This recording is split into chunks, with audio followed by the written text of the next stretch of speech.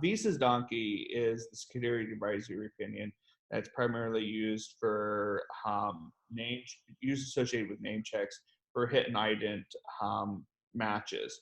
And so what they're using is your basic biographic information in order to see if you substantially match with somebody else. The problem is that they match against both individual factors as well as your whole identity package.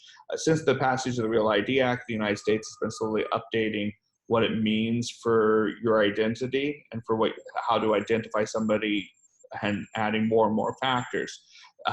Yet when we go and we run something through Visa's donkey, we use literally each factor in a fashion where you do them as, here's the person's first name, or here's their last name, or here's the combination, or here's all the variations of how it could sound, or here's all the variations of how it could be spelled, or match those with potentially the date of birth, or everyone that has that same date of birth, or every person who's been in that country. And so they do and-based ones where you narrow the field, but they also do ors where you end up with this huge diagram where you're looking at everything, not just the crossovers on a Venn diagram.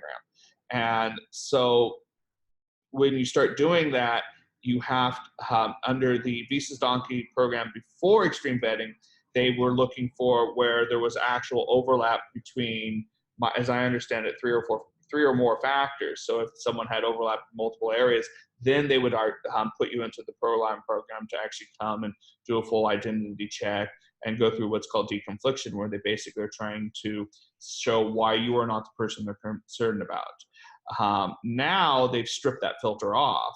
And now if you have any one of those single matches, they go through the full deconfliction process, and that just takes forever. Especially with millions of names that 90% of the time are the same name.